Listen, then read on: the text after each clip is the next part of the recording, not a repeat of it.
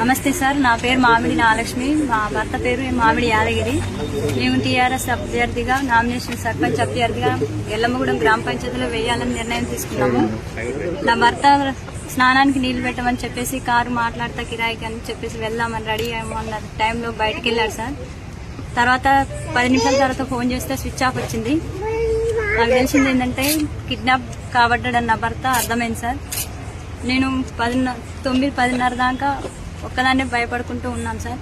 With protection కావాలని నేను MPTC గారికి ఫోన్ చేశాను. తర్వాత ఎమ్మెల్యే గారు గోపాల్ రెడ్డి సార్ గారు నన్ను టైం పొద్దున 9 గంటలకు తీసుకుపోయిన నా భర్తని ఇంతవరకు నాకు తెలియదు, ఎక్కడున్నాడో కూడా తెలియదు సార్. నా భర్త బతుకుండా కూడా తెలియదు నాకు. మరి ఇలాంటి పరిస్థితుల్లో కాంగ్రెస్ వాళ్ళని నేను అనుకుంటున్నాను. బీసీ అభ్యర్థిగా సర్పంచ్గా నేను నామినేషన్ వేయకూడదా? ఒక బీసీ బిడ్డగా నేను నామినేషన్ వేయకూడదా? ప్రజాపాలన రాజ్యం అంటారు. ప్రజాపాలన ఎక్కడుందని నాకు అర్థమవుతుంది.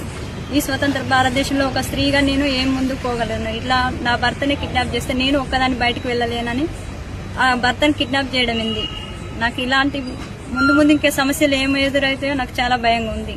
ప్రచారం ఎలా చేసుకోవాలి నాకు అర్థం కావట్లేదు సార్. నాకు న్యాయం చేయకూడదని ఎస్పీ గారి దగ్గరికి వచ్చాను.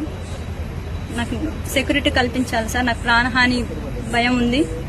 నాకు, నా భర్తకు, నా పిల్లలకు సెక్యూరిటీ కల్పించాలి. సార్ ఏమన్నాడమ్మా? ఎస్పీ గారు ఏమన్నారు? సెక్యూరిటీ పంపిస్తా అన్నాడు, కల్పిస్తా, రక్షణ కల్పిస్తా అన్నాడు సార్. మీ భర్త గురించి ఏమన్నా?